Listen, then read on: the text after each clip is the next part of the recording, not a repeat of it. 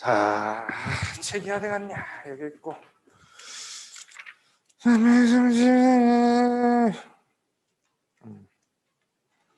이 변압기 부분은 거기 341페이지에 있는 그 변압기 내용은요.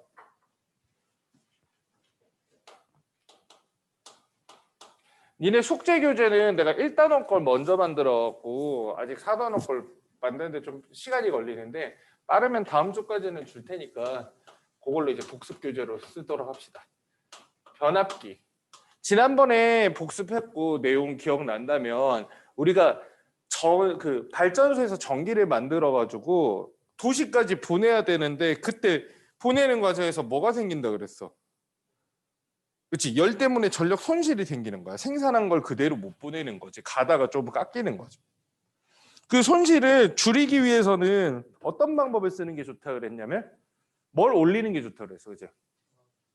그렇지. 전압을 올리면 자연스럽게 전류가 낮아지게 되고 지난번에 이제 중요한 공식 중에 송전선에서 손실되는 전력의 크기는 송전선에 전송되는 전류의 제곱 곱하기 송전선의 저항이다라고 얘기를 했거든. 그러면 그 전압을 올리고 전압을 낮추고 하는 게 올려가지고 보낸 다음에 도시에 와서 이제 위험하니까 다시 낮춰서 쓰는 거잖아. 그 높일 때 낮출 때 이 전압을 바꾸는 장치를 변압기라고 해. 이 변압기는 변전소 안에 있는 거야. 그 변전소는 전압을 바꾸는 곳을 말하는 거, 플레이스를 말하는 거고 그 안에 들어있는 장치가 변압기예요. 심지어는 너네들 옷에는 가방 안에 변압기 하나씩 들고 다니는 애들이 많아. 뭔 소리지? 핸드폰? 그치. 충전기도 대표적인 변압기야. 우리가 이게 전기가 떨어지니까 핸드폰에 전기를 공급을 해줘야 되는데 보통 콘센트에서 나오는 전기는 220V란 말이지. 그 220V가 바로 가면은 핸드폰이 망가진단 말이야. 그래서 핸드폰 충전할 때는 220V를 한 5V 정도로 낮추어가지고 거기 꽂아주는 거죠. 보통 이렇게 노트북이나 이런 데서 USB에서 나오는 건 이미 변압이 되어 있기 때문에 그래요. 대신에 이제 노트북 충전기에는 보면은 이제 변압기가 큰 게 달려 있죠. 이게 노트북은 옷에 얇아지고 가벼워지고 했는데 이 노트북 어댑터 이 안에 이제 변압기가 들어 있는데 변압기는 좀처럼 작아지지가 않아. 그치? 들고 다니기 불편하게. 아마 그냥 핸드폰에서 이렇게 통 해갖고 220V 콘센트 바로 퐁 꽂을 수 있게 나오면은 사람들이 엄청 좋아할 거야. 그치? 뭐 들고 다니고 아니면 선 빼가지고 이렇게 탁 끼울 수 있으면 더 좋겠지. 근데 그렇게 하기에는 아직까지는 좀 거시기하죠. 그래서 그 변압기는 전압을 바꾸는 역할을 하는데 대충 구조는 간단해요. 이렇게 되어 있는 거 철심이라고 부르는 철판 여러 장을 붙여놓은 게 있고 거기에 코일이 이렇게 감겨 있는 거. 코일이 이렇게 코일이 이렇게 감겨 있어요. 감겨 있는 방향만 그닥 중요하진 않습니다. 이렇게 감겨 있고요. 여기다가 코일을 감을 때 결론부터 말하자면 여기에다가 전기가 흐르는 전압이 뭐 예를 들어서 여기가 10,000V다. 근데 나는 이쪽에는 건너편에는 10만 볼트가 흐르게 하고 싶다라고 하면 이 변압기에서 이쪽에 10,000V의 그 전압을 걸어주면서 이 코일 감은 횟수를 맞춰주면 돼요. 이게 10배로 높일 거면 감는 횟수도 10배로 높이는 거야. 여기 한 번 감았으면 여기 10번. 10번 감았으면 여기 100번. 실제로는 뭐 한 번 감고 10번 감아도 될 것 같지만 그러면은 이게 효율이 좀 떨어져서 실제로는 여기다가 한 100번 감고 여기다가 한 1000번 감고 이렇게 하는 거죠. 여기에 예를 들어 100회를 감았으면 여기는 1000회를 감는 식으로 이런 식으로 맞춰주는 거예요. 그래서 그거를 이제 문자로 표현한 게 그 아래에 있는 거야. 들어가는 곳의 전압을 V1, 나오는 곳의 전압을 V2라고 했을 때 코일의 감는 횟수는 N1, N2인 거야. 그러면은 V1하고 V2의 비는 N1하고 N2의 비율하고 같다. 이렇게 식을 써놓은 거죠. 이 분모 문제 통째로 뒤집어도 상관없어요. 식으로 외우려고 하지 말고 관계로 외우세요.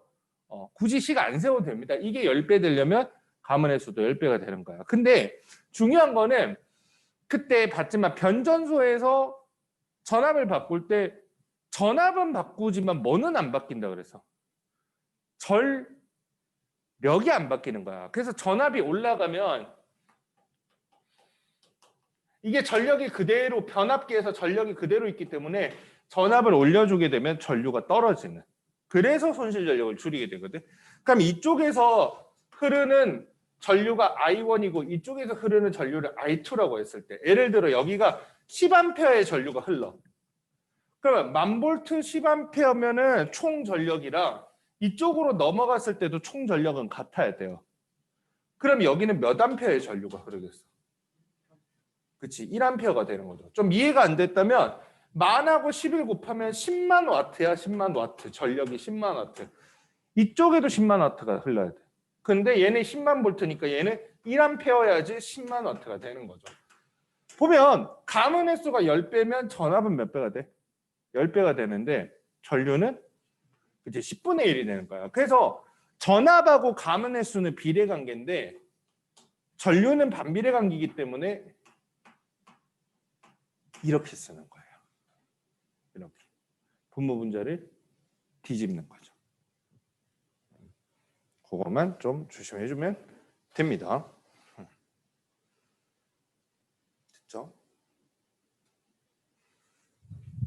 자, 그거랑 이제 관련한 문제는 잘 몰라서 못 풀었다고 하니 뭐가 있을까? 뭐 343페이지 6번은 뭐 바로 풀 수 있을 거고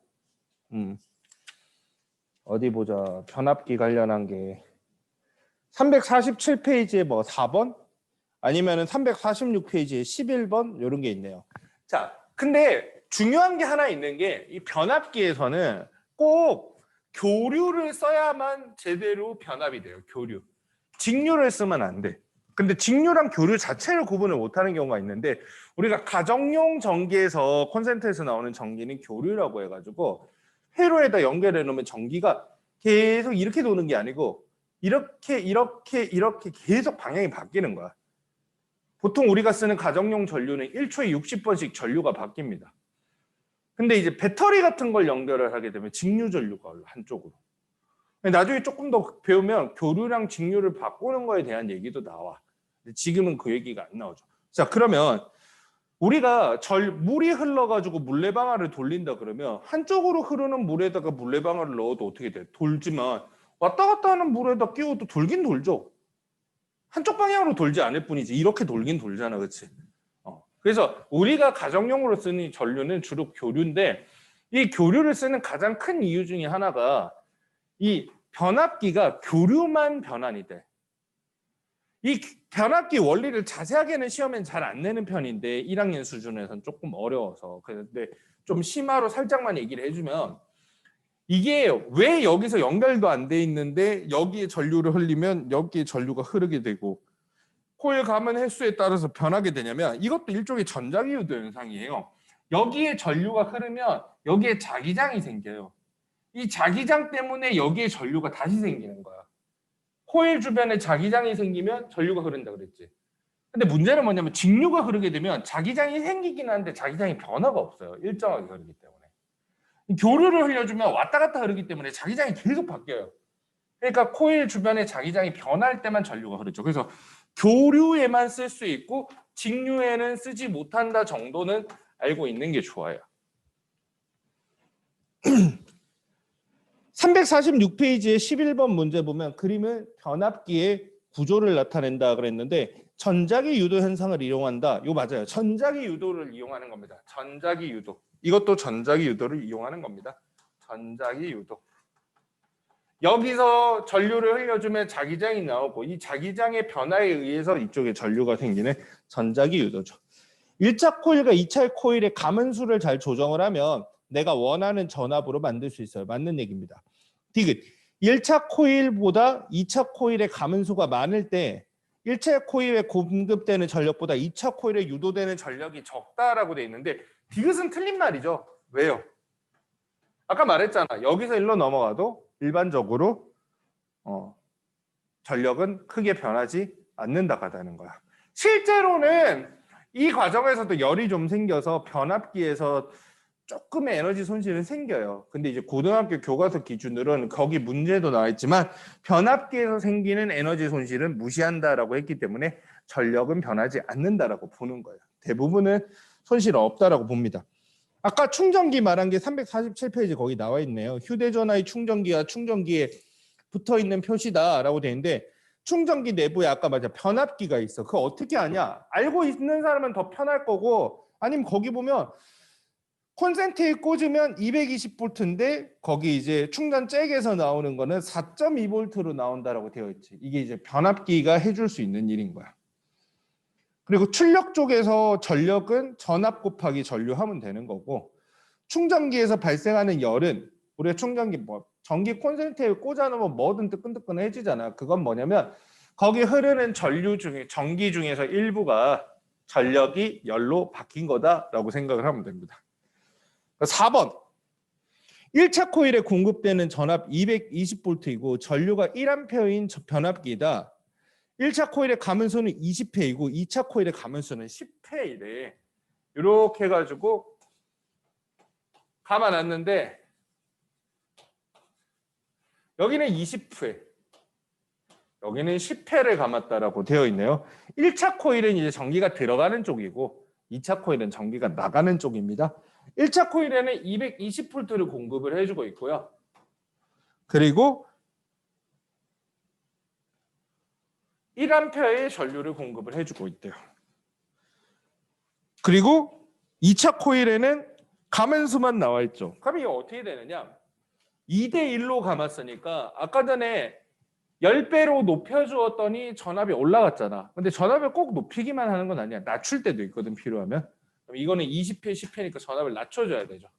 110V가 되는 거야. 근데 전압을 낮추더라도 전압 곱하기 전류한 요 값은 변하면 안 되기 때문에 이게 전압이 2분의 1이 됐으면 전류는 2배가 돼야 돼. 그치? 얘는 2A 그래. 이렇게 되는 거죠. 뭐 이렇게 해놓고 문제를 풀면 될 것 같아. 1차 코일에 공급되는 전류는 직류이다. 이게 무슨 말이냐면 직류를 공급하면 변압기는 제대로 작동을 안 해요. 무조건 교류를 공급을 해야 된다라는 거. 그리고 2차 코일의 전압은 110V이다 했고 2차 코일에 흐르는 전류는 1A 아니고 2A니까 됐고 1차 코일의 전력과 2차 코일의 전력은 에너지 손실이 없다면 같습니다. 됐죠? 또 혜빈이 혹시 질문 있어? 이거 말고 풀어본 것 중에?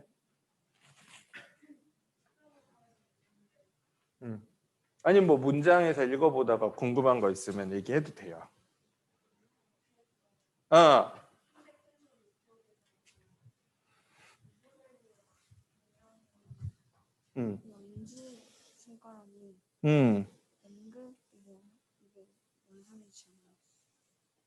음, 그게 무슨 말이냐면, 그거 지난 시간에 얘기해 준 내용인데, 그게 그 얘기인데, 뭔 얘기? 새로운 얘기로 보였어?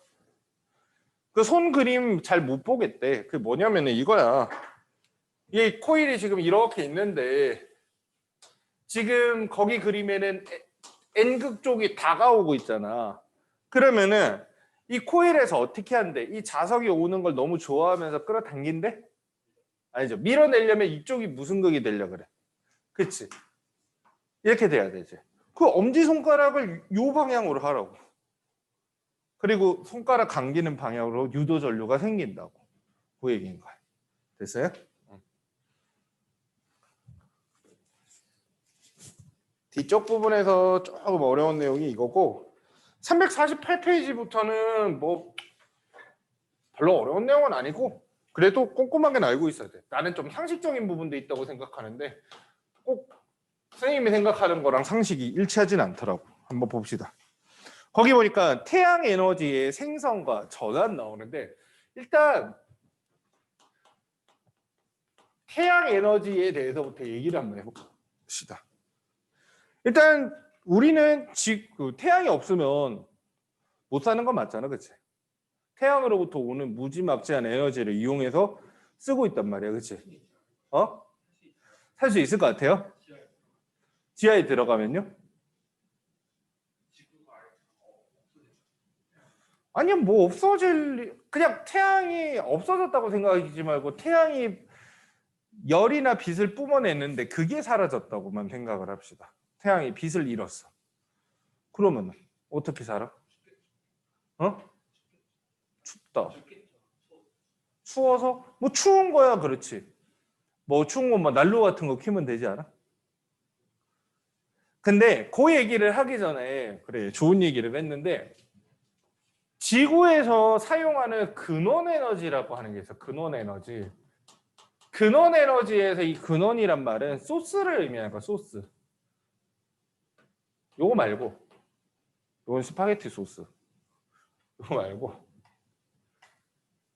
source 이런 단어 본 적 있죠? S-O-U-R-C-E 처음 봤어? 진짜? 혜비도 처음 봤어 이 단어? 어? 본 적은 있어? 뭐 근원, 원천, 소스가 어떻게 되냐? 라는 말을 안 쓰나? 중학생들은 잘 안 쓰나? 고등학교, 대학교 학생들은 많이 쓰는데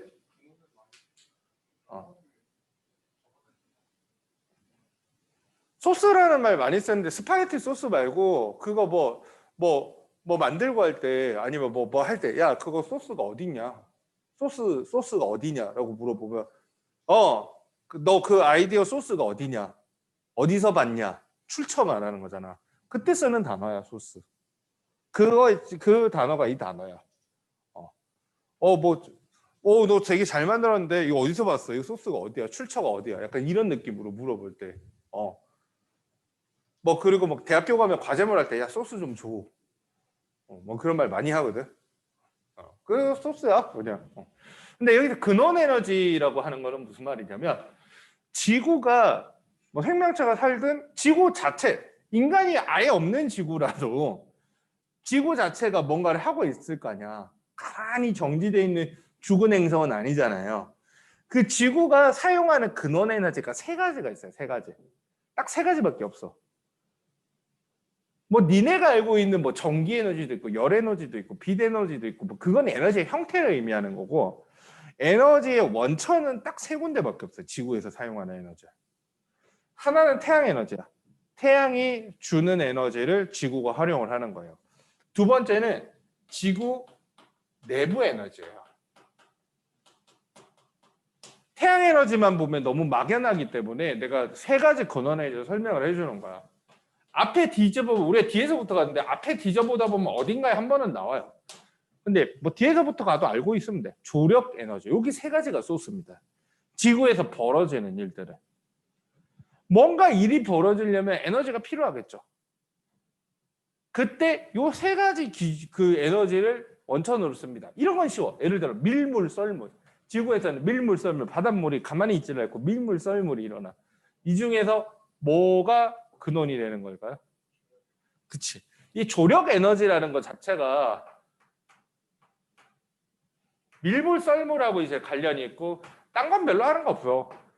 혹시 조력 에너지, 밀물, 썰물이 왜 생기는지는 알고 있어요? 중학교 때 배우긴 배웠는데. 맞아. 달이랑. 그 중학교 때 보면 뭐 조금 사리 해가지고 뭐 그런 거 배우는 거 있는데. 혜빈이 처음 들어봤어? 역시. 우리 학원 애들은 이제 중학교를 안 나왔다는 거지. 밀물 썰물 하는 거 배운 적은 있지. 혜빈이한테 물어봐야지. 조용히만 해줘. 그럼 밀물이 뭐야? 밀물? 안 들려. 뭐라고? 모르겠다고? 바닷물이. 우리가 서해에 가면 조소간만의 차가 커서 밀물일 때랑 썰물 때 차이가 커가지고 물이 들락날락거리는 게 뭐 눈으로도 보이거든. 그러니까 물이 꽉 올라온 게 밀물이야, 썰물이야. 그렇지. 빠져나간 게 썰물이야. 병민아, 조금 더 아는 것 같은데 하루에 밀물, 썰물은 몇 번 일어날까요? 밀물 다음에 썰물일 거 아니야. 밀썰이 하루에 몇 번 일어나는지 알아? 밀물 2번, 썰물 2번이에요. 정확히는. 니네 중학교 때 배우긴 배워. 고등학교생들은 안다고 생각하고 가르친단 말이야. 모르는 것 같으니까 간단하게 알려줄게.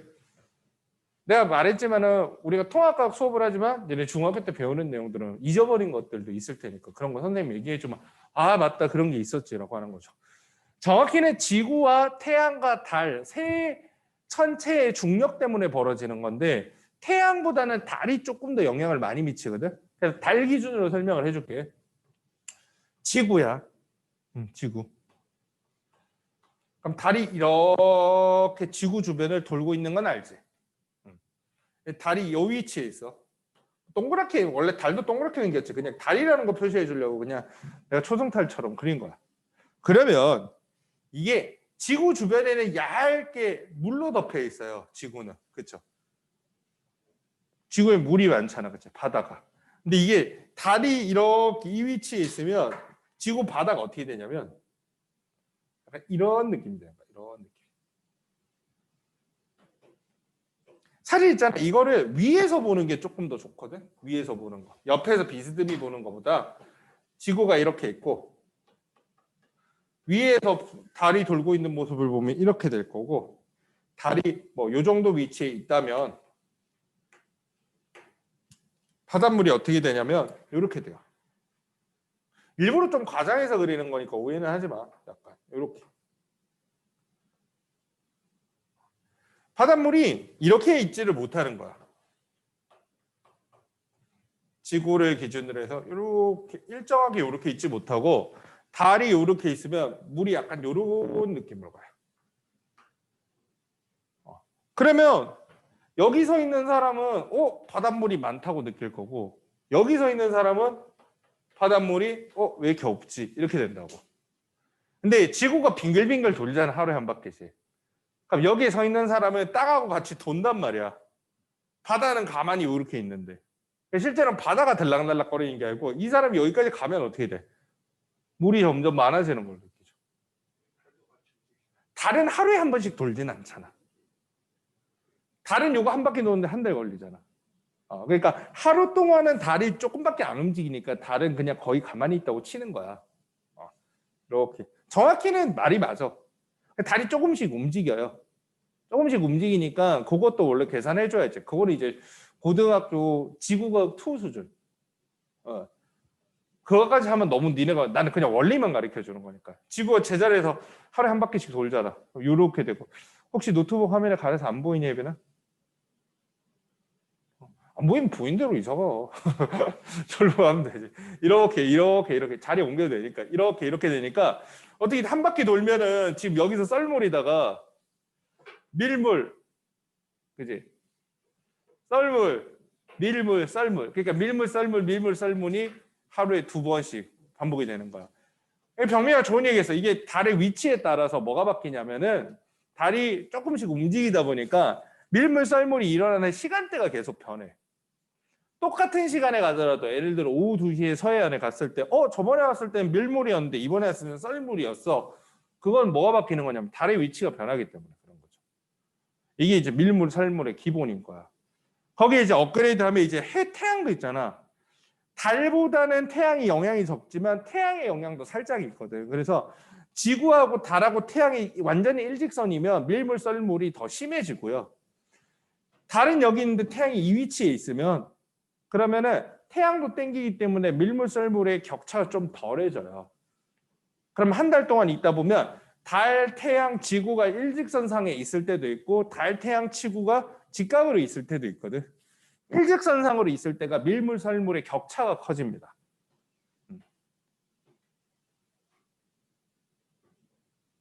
그리고 기역자로 있을 때가 밀물, 썰물의 격차가 줄어들고요.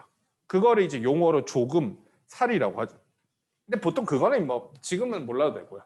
이 밀물, 썰물을 이용해서 뭘 할 수 있을까? 뭐 갯벌 생기고 갯벌 생태계 생기고 하는 것도 있지만 우리나라는 서해안에 가면 뭐가 많이 있냐면 뭐가 많은 줄 알아요? 니네 방조제라고 들어봤어요? 한 번도 안 들어봤나? 방조제 한 번도 안 여기서 가면은 시화방조제가 가깝죠. 시화방조제.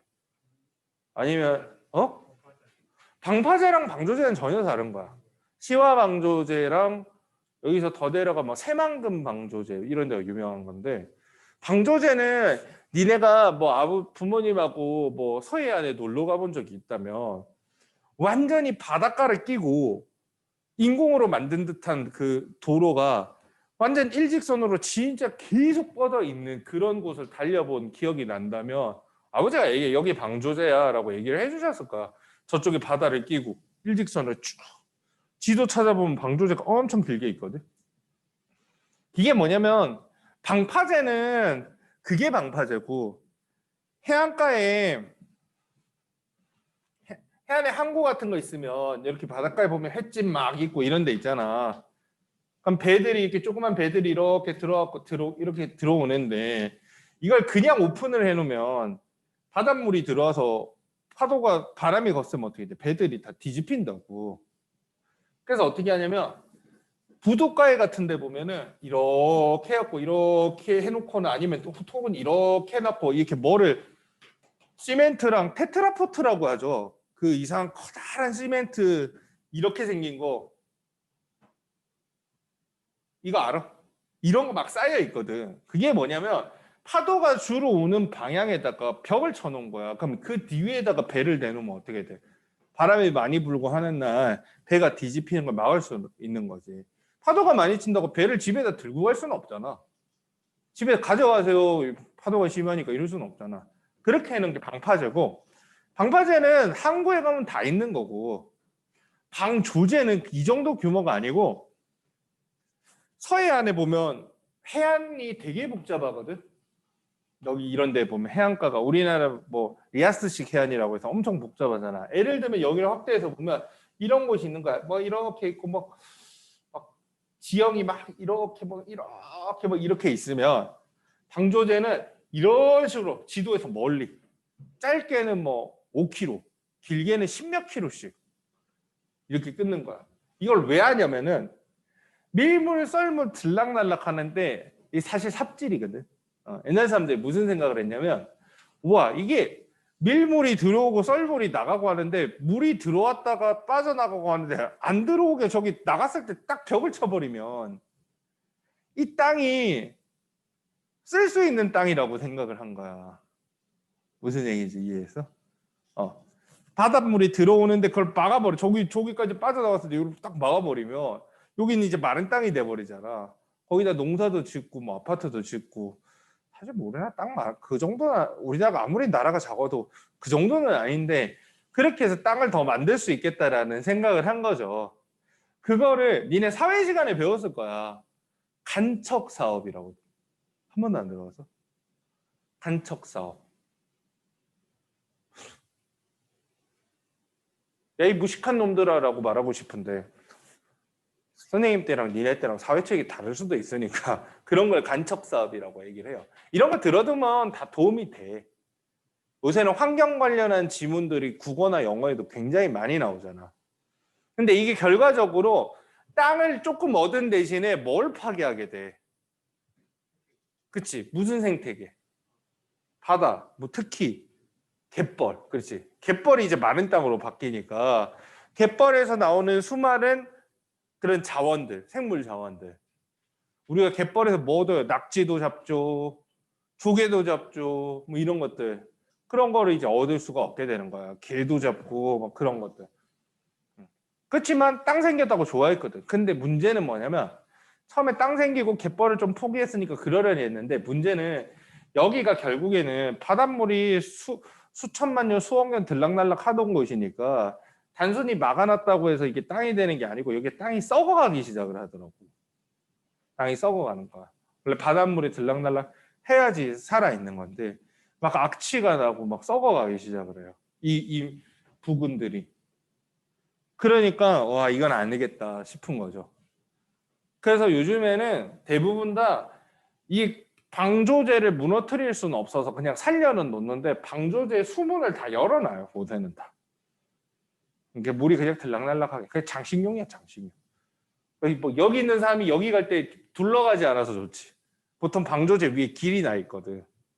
서해안에 이제 쇼컷으로 막 큰 섬들 끼고 막 이래서 막 쇼컷으로 막 이렇게 막 쳐져 있어 방조제가. 엄청 커. 그래서 저기 시화방조제나 새만금방조, 특히 시화방조제는 가면은 양쪽으로 바다 있고 바다 한가운데로 그냥 달려가는 느낌이야. 완전 직진이고. 근데 이제 거기는 이제 물을 못 들어오게 해서 땅으로 만드는 역할은 이제는 포기했고요. 주로 뭐로 쓰냐면 그 물이 하루에 2번씩 들락날락 엄청 많이 들락날락 하잖아. 거기다가 우리 지난번에 배웠던 거 발전기를 설치하는 거야. 수력발전소처럼 발전기를 설치하면 발전기가 들락날락하면서 하루에 2번씩 4번이지 총 밀물썰물 엄청 돌 거 아니야, 그치? 그걸로 전기 만드는 거야. 그러면 이게 뭐가 되는 거야? 그게 바로 발전소가 되는 거니까 이 밀물 썰물을 이용한 발전소를 무슨 발전소? 그치, 이게 조력 발전소야. 알고 있는데 소심해서 대답을 못 해갖고 길게 설명을 해줬다면 선생님이 미안한데 혹시 몰랐다면 이 정도는 알고 있어야 돼요. 자, 그리고 이제 지구에서 벌어지는 일 나머지 2개가 좀 헷갈리는데 예를 들자면 이런 거야. 태양 에너지는 기상 현상들은 다 태양 에너지 때문에 벌어지는 거야. 기상이 뭐예요? 기상? 아침에 일어나는 기상? 그치, 날씨죠, 날씨. 날씨를 우리가 뭐 간단하게 말하자면 뭐 어떤 게 있어? 날씨라 그러면. 그치, 맑은 날, 비 오는 날, 눈 오는 날도 있고, 막 흐린 날, 뭐 이런 거 있겠지. 근데 비가 어떻게 해서 오는 거야? 그럼 그 구름은 누가 만든 건데? 그치. 물이 증발을 해야 구름이 되는 거잖아. 그럼 그 물은 누가 증발시켰는데? 태양이. 태양이 없으면 지구상에 물이 증발을 잘 안 하죠. 그럼 구름이 안 생기겠죠. 그럼 비도 안 오는 거야. 그럼 비만 안 오면 뭐 비 안 와도 괜찮은데요 하는 거야? 비 안 오면 강이 다 말라버리죠 결국에는. 왜 강물이 끝없이 흘러내려오는데? 태양 에너지로 바닷물을 증발시켜갖고 퍼다 날리는 거야 계속. 산 위에 계속 비가 내리면 그 빗물이 다시 강물이 돼서 내려오고 그게 끊임없이 벌어지는 거예요. 만약에 비가 안 내리기 시작하면 제일 먼저 일어나는 게 강물이 말라가는 거야. 바닷물만 그냥 잔잔하게 있을 뿐인 거죠. 그리고 그런 날씨 말고도 바람도 태양 에너지 때문입니다. 여기까지는 그래도 그럭저럭 알게 돼. 근데 아까 전에 병미가 뭐라고 그랬냐면 선생님 태양 없어도 그래도 사는 건 살지 않아요. 뭐 어느 정도까지는 살겠죠. 근데 지금 태양이 없어져 버리면 결국은 못 살아요. 왜일까요? 맞아, 정답인 거야. 식물은 생태계에서 우리와 같은 동물들은 소비자라고 이름을 붙이고 식물은 뭐라고 이름 붙여?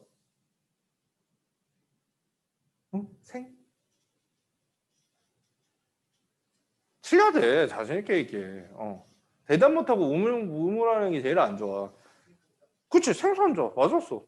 소비자가 있으면 생산자가 있는 거야. 왜 식물은 생산자라고 하지? 동물은 살아가기 위해서 다른 동물을 잡아먹거나 식물을 먹어야 됩니다. 그치? 다른 동물을 잡아먹거나 식물을 먹어야 돼. 스스로 뭐를 못하기 때문에 그래요. 뭘 못 만들어요, 동물들은. 광합성이 뭐 하는 거죠? 식물이 뭘 만드는 거죠?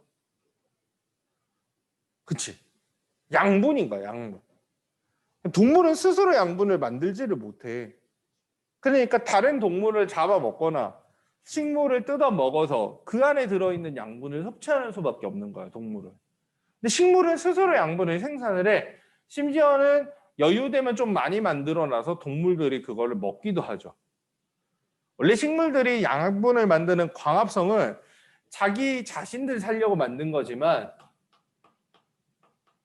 이 식물이 결국에는 태양이 없어진다면 살 수가 없을 테고 식물이 없어지는 상황에서 동물들이 결국 영원히 살 수는 없는 거죠. 우리도 동물이잖아. 그치?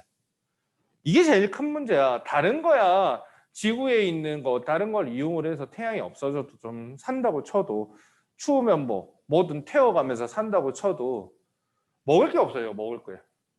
그리고 의외인 게 이거야. 이게 좀 많이 어려운데 지금 하고 있는 내용을 349페이지 내용이라고 보시면 돼요. 화석 연료. 화석 연료가 뭐지?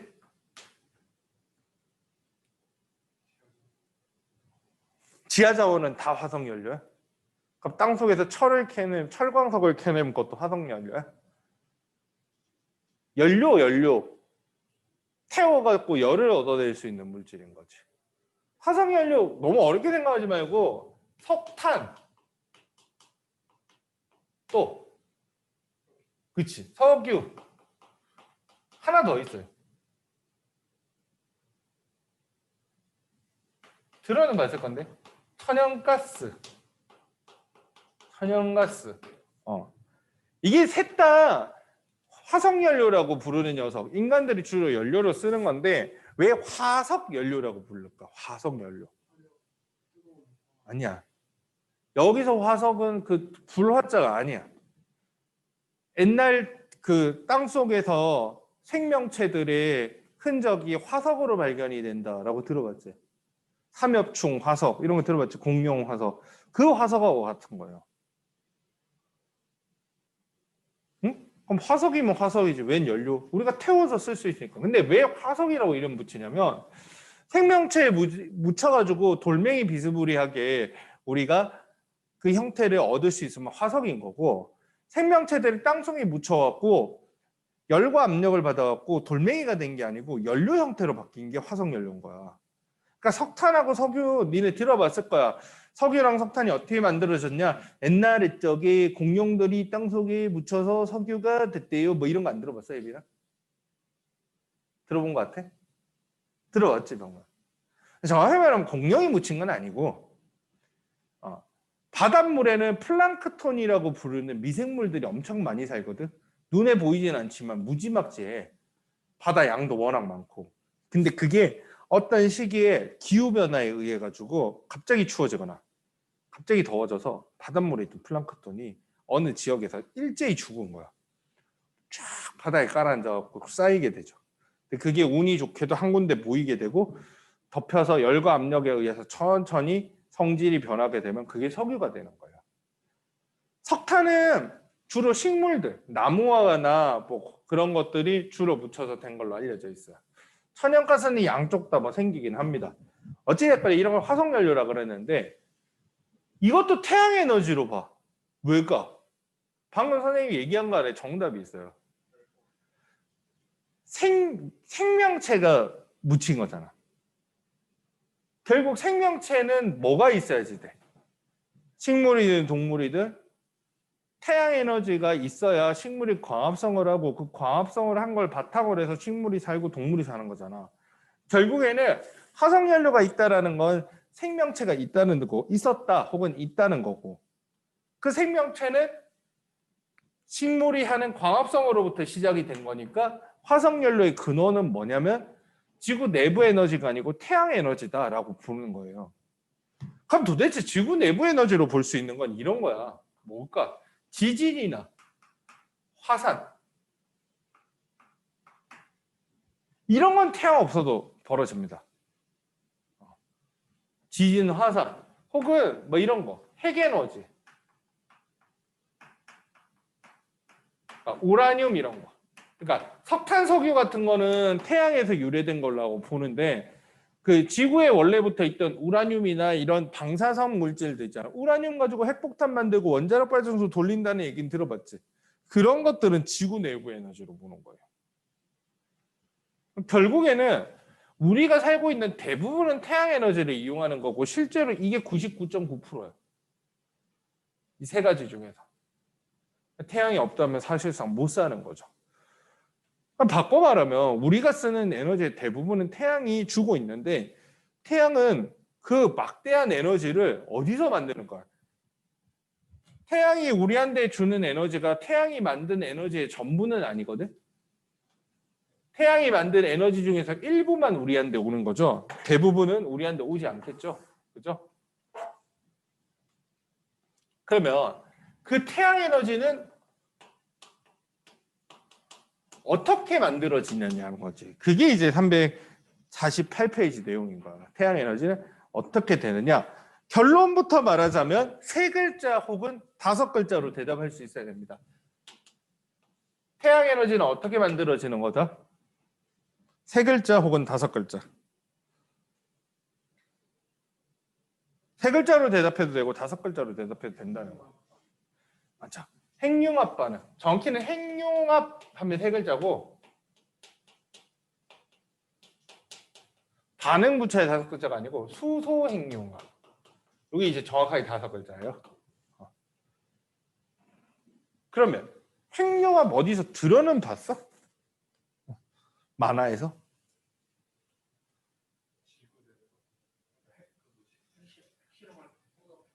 뭐 그런 거 관심 있는 사람은 들어봤을 건데 일단 핵 반응이라고 하는 게 두 가지가 있어요. 이 정도는 알고 있는 게 좋아요. 핵 반응. 하나는 지금 이제 얘기하게 될 핵융합이고요. 하나는 뭘까? 핵융합이 아니고 핵 땡땡.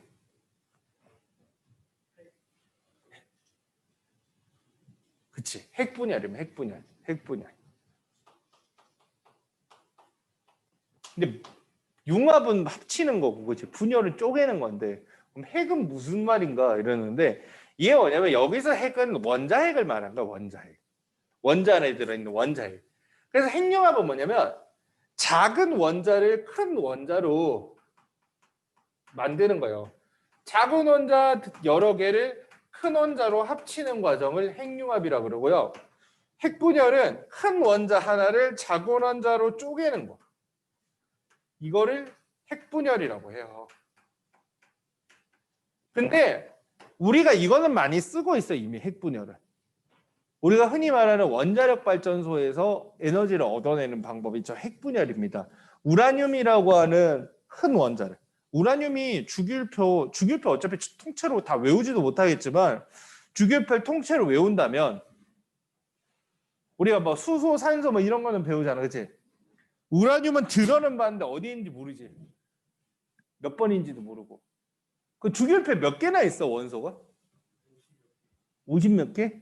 너무 적게 잡았다. 100개 넘게 있어. 물론 100개 넘게 외울 필요는 없고 꼼꼼하게 외워야 되는 건 한 20개 정도 되고 나머지는 그냥 뭐 이름 들으면 알만한 거 정도, 이름 정도만 외워주면 되는데 우라늄이 참고로 자연에서 존재하는 가장 무거운 원소고 92번입니다. 92번. 우라늄 말고도 주기율표에 보면 조금 더 있는데 그거는 관심 있는 사람은 들어봤겠지만 굳이 알 필요는 없는 입자 가속기라는 걸 이용을 해가지고 인공으로 만들어낸 원소예요. 인공으로 만들어낸 원소. 그 입자 가속기 안에서는 어떤 원자들 같은 거를 아주 빠른 속도로 가속을 시켜가지고 두 원자를 충돌시키거나 하는 장치를 입자 가속기라고 하는 거거든. 저기 유럽에 가면 거대 입자 가속기라고 해가지고 서울 크기보다 더 큰 입자 가속기가 있어. 우리나라에 있는 제일 큰 거는 포항에 있어요. 포항에. 경주에 있던가? 방사선 가속기라고 해가지고 크기 지름 뭐 몇 킬로 되는 거 있어. 일단 그게 가속을 시키려면 큰 원형으로 만들어가지고 여기서 원자를 뱅글뱅글 돌리는 거야. 물론 뭐 트랙만 만들었다고 도는 건 아니고 그 돌릴 수 있게 장치를 많이 설치를 하는 거죠. 큰 공간이 필요한데 보통 지하에 만들어요. 지하에 땅 파서 지하철처럼 이렇게 해가지고 거기서 뱅글뱅글 돌려. 우리나라에서 제일 큰 게 경주에 있거나 그런데 세계에서 제일 큰 거는 유럽에 있어요. CERN이라고 검색하면 나와요. 몇 년 전에 이제 거기서 이제 마지막으로 힉스 입자라는 걸 찾았다고 뭐 얘기해. 과학 뉴스 관심 있는 사람은 이런 거 들어봤을 거야. 이런 거는 쌤 쓰는 거 아닌 건 외울 필요 없어. 그냥 그런 것도 있구나 정도만. 근데 거기서 하는 것 중에 하나가 뭐냐면 작은 원자들을 부딪혀서 큰 원자로 만들어 보거나 큰 원자들을 부딪혀가지고 더 큰 원자로 만들거나 쪼개거나 그런 걸 해보는 거야. 그래서 92번의 원소들은 이상의 원소들은 인공적으로 만든 원소고요. 92번이 자연에서 가장 큰 원소야. 그럼 아무래도 큰 원자다 보니까 쪼개기가 좋겠지, 그치? 불안정하고. 그 쪼개기가 좋아. 그거를 쪼개는 게 핵분열 반응이에요. 저거를 우라늄을 준비를 해서 한꺼번에 와장창 깨트리면 그게 핵폭탄이 되는 거고 조금씩 분해되게 하면 그게 원자력 발전소가 되는 거야. 조금씩 분열되게 하는 게 쉬울까? 와장창 분열되게 하는 게 쉬울까? 그치. 접시를 이렇게 또각 부러뜨린 것보다 와장창 깨는 게 빠르잖아, 그치? 그래서 핵폭탄이 먼저 개발이 돼요. 여러분들이 알고 있는 세계 최초의 핵폭탄은 어디에 떨어졌죠? 그치. 히로시마, 나가사키, 히로시마에 떨어뜨리죠. 미국에서 개발한 핵폭탄이 그렇게 한 거야.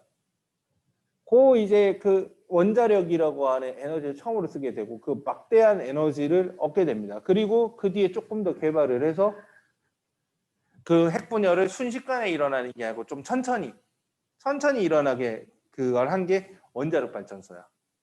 근데 지금 원자력 발전소 말 많죠. 원자력 발전소가 선생님 어렸을 때만 해서도 꿈의 에너지 취급했어. 교과서에서 엄청 좋은 걸로 나왔어. 근데 선생님이 학교 졸업한 지도 20년도 더 넘었으니까 나 어렸을 때 기준이면 30년도 더 넘으니까 지금은 원자력 발전소가 꿈의 에너지, 청정 에너지 이런 느낌으로 교과서에 실리진 않죠. 요새 항상 말 많은 것도 지금 대통령이 된 문재인 대통령도 그 대통령 되는 과정에서 그 얘기 많이 했거든. 우리가 탈원전을 해야 된다. 지금 유럽에서 큰 이슈 중에 하나가 지금 코로나 때문에 그렇지. 코로나 빼고 나면 탈원전이거든. 원전이 원자력 발전소를 줄인 말이에요. 원자력 발전소에서부터 탈출하자는 뜻일까? 탈원전이면? 여기에 너무 의존하지 말고 다른 방식으로 전기를 만들자 이건 거야. 왜냐면 원자력 발전소가 처음 만들 때는 싸고 무지막지하게 그 당시 최신 기술이었고 무지막지하게 에너지를 대량으로 만들 수 있었기 때문에 현대 문명의 막대한 전기를 생산하는데 저거보다 좋은 건 없었어요. 근데 시간이 지나니까 문제가 되는 게 원자력 발전소가 무한으로 쓸 수 있는 건 아니거든. 뭐 짓기 나름이지만 보통 한 4, 50년 정도 쓰면 수명을 다해요. 근데 지금 벌써 최초의 원자력 발전소들은 다 그 정도 시간을 넘겼어. 이 가동을 멈춰야 돼 사실은. 근데 멈춰야 되는 애들도 계속 돌리고 있는 경우가 많거든. 그게 왜 그러냐면 뭐 낡은 거니까 차도 낡으면 폐차하고 새로 뽑으면 되잖아. 근데 생각해봐. 혜빈아. 네가 차가 낡았는데 니네 집 차가 낡았는데 차가 낡아서 새로 차를 뽑고 싶으면 헌차를 니네 집 거실에 둬야 된다. 그럼 누가 차를 바꾸겠니? 약간 이런 느낌이야. 원자력 발전소를 이거를 그만 돌릴 거면 해체를 해야 되는데 이 해체하는 비용이 너무 막대하게 들어가는 거야. 너무 막대하게. 그렇다고 그냥 둘 수도 없어. 그게 그냥 그만 쓰지 하고 그냥 형광등 끄듯이 딱 끄놓으면은 안전한 게 아니야. 돌리고 있을 때는 오히려 안전시설이 다 돌아가고 있는데 그냥 꺼버리면 안전시설들까지 다 멈춰버리기 때문에 방사능 누출될 위험이 너무 커요. 그러면 이걸 결국 영구적으로 안전하게 쓰려면 해체를 하는 수밖에 없는데 그 해체 비용이 원자력 발전소 지을 때 비용이 몇 배가 들어가는 거야. 왜냐면 지을 때는 그냥 깨끗하게 지으니까 상관이 없는데 해체를 할 때는 방사능에 오염된 부품 하나하나를 조심스럽게 다 제거해서 세척을 해야 되니까 너무 비용이 많이 들어가는 거야. 그걸 이제 우리나라보다 더 선진국들이 먼저 원자력 발전소를 만들었겠죠. 그거 해체하다 비용이 너무 많이 드니까 이게 답 없다. 원자력 발전소 더 이상 짓지 말자. 그래서 우리나라도 원래 추가적으로 계획된 원자력 발전소가 있었는데 문재인 대통령이 되면서 우리도 원자력 발전소에서 이제 벗어나야 된다. 다른 방식으로 전기를 생산하는 거에 비중을 늘려야 된다. 그래서 그 태양 전지를 이용하거나 아니면 풍력 발전소 이런 거 많이 쓰죠. 수력 발전소라고 해서 방금? 수력은 나라마다 되게 잘 어울리는 나라도 있는데 우리나라는 수력 발전소가 되게 안 어울리는 나라예요. 뭐 아프리카도 그렇겠지. 근데 우리나라는 이미지가 비가 많이 온다는 이미지가 있지만 실제로 우리나라는 비가 총량은 많은데 비가 너무 한 번에 몰아서 오거든. 1년 동안 흩어져서 오는 게 아니고. 그러니까 발전소를 돌리기에는 부적합한 거야. 근데 실제로 우리나라는 전체 생산 전기의 수력 발전소가 10%도 차지하지 않고 있는데 대부분의 전기, 국가 전체 전기의 7, 80%를 수력 발전으로 만드는 국가도 있어요. 어? 아니, 독일은 강이 별로 없어가지고 안 돼. 독일은 산이 없어요. 독일은 원래는 원자력 발전소가 많은데 지금 점점 풍력이나 그 태양전지, 태양 발전으로 바꾸고 있습니다. 노르웨이나 이런 나라들이 의외로 이제 수력 발전이 잘 돼 있어요. 그런 나라들의 특징이 뭐냐면 비가 많이 오는 걸 떠나서 총량도 많지만 연중 내내 비슷하게 와가지고 강물의 양이 잘 안 변하는 거야. 그러니까 내내 돌릴 수 있는 거지. 근데 우리나라 같은 경우에는 그냥 냅두면 강이 여름 빼놓고는 맨날 빼짝 말라 있어. 우리나라 강들은. 그나마 지금은 댐을 지어가지고 물을 가둬놨다가 여름에 그거를 1년 동안 조금씩 흘려 보내주니까 그나마 덜한 거죠. 근데 그거를 수력 발전용으로는 별로 적합하지 않은 거죠. 아무튼 말이 좀 샜지만 원자력 발전소는 핵 분열을 주로 쓰는 거예요. 주로 많이 쓰는 게 우라늄이야. 우라늄하고 플루토늄을 쓸 수 있는데 우라늄을 분열해서 작은 원자로 만드는 겁니다. 이게 핵 분열인 거야. 근데 이거는 아까도 말했지만 막심한 단점이 뭐냐면 그때 만들 땐 몰랐는데 방사능 물질이나 이런 게 너무 많이 생기고 이제 수명을 다했을 때 해체하는 비용이 너무 많이 들어서 이제는 경제적이라고 하지 않는 거야. 만들 때 당시에서는 너무 싼 에너지였는데 그동안 싸게 전기를 많이 만들었는데 너무 이제는 해체 비용을 생각하면 너무 비싼 거야. 그래서 태양 안에서 에너지를 만드는 방법을 지구에서도 흉내를 내기 시작하는데 태양 안에서 에너지를 만드는 방법이 핵융합입니다. 그 중에서도 수소 핵융합을 주로 씁니다. 태양에는 4개의 수소가 태양 중심부에서는 하나의 헬륨으로 바뀌고 있어요. 이걸 수소 핵융합이라 그래. 수소가 헬륨으로 바뀌는 화학 반응을 수소 핵융합이라고 합니다. 이게 어디에서? 태양의 중심에서 벌어진다는 거죠. 이거를 지구상에서도 일으킨다면 인공 태양을 만들게 돼서 무지막지한 에너지를 얻을 수 있는 건데 아직까지 상용화가 못 되고 열심히 개발 중입니다. 그래서 핵융합, 인공 태양 이런 말 들어봤다면 이런 게 이제 여기랑 연결된 내용이죠. 일단 태양의 그 막대한 에너지는 이 수소 핵융합을 통해서 만들어지는데 태양 내부 온도가 얼마가 된대? 중심부 온도가 어느 정도 된대요? 거기 나와 있어요. 안 나와 있어? 나와 있던데. 어? 뭐라고? 아니요, 거기 나와 있잖아. 중심부의 온도는 태양의 중심 온도 얼마래?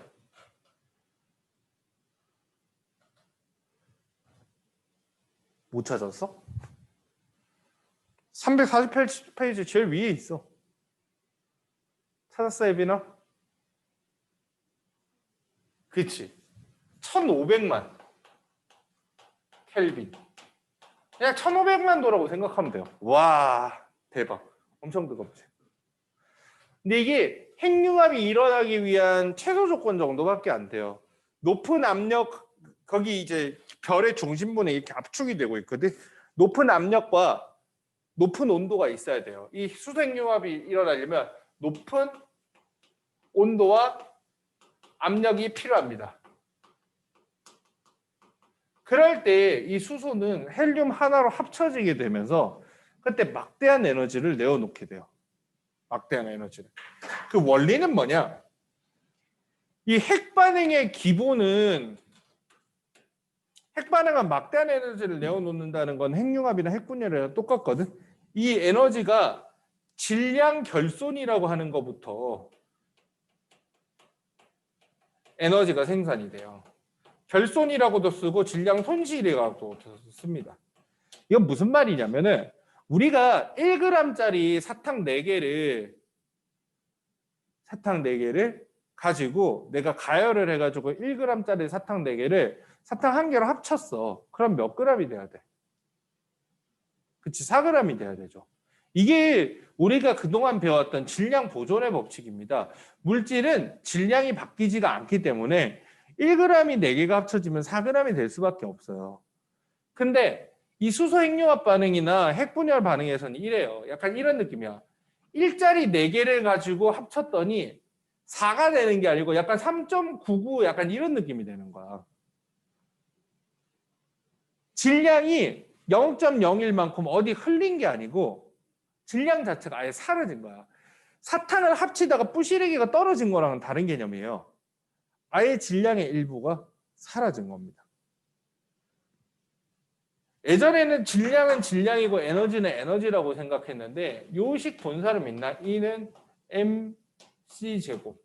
엄청 유명한 공식이라 본 적은 있을 수도 있는데 이게 아인슈타인의 특수 상대성 이론에서 나오는 공식 중에 하나입니다. 이게 식이 이름이 있어요. 이거는 에너지예요. 에너지. 얘는 질량입니다. 이 C는 빛의 속력인 광속을 의미해요. 광속. 이 공식을 뭐라고 하냐면요. 이게 에너지, 질량, 에너지, 등가 원리 혹은 등가 법칙이라고 합니다. 여기서 또 내가 뭐 물어보겠지? 등가가 뭐야? 등가. 등가. 등가 뭐 이런 거야? 등가 뭐지? 등은 등호할 때 등자예요. 그럼 무슨 뜻이야? 등호할 때 등자는. 부등호, 등호할 때 그 등자는 무슨 의미죠? 몰라? 동등하다 할 때 등, 등호할 때 등, 같은 등자거든. 이 등자랑 무슨 뜻이죠? 같다는 의미죠. 같다는. 같다. 이거는 같다. 뭐가? 가가 같대. 가가. 가가 뭔데? 여기서 가는. 응? 속력? 아니요. 가격할 때 가짜입니다. 가격할 때. 가격할 때 가짜는 의미가 뭘까요?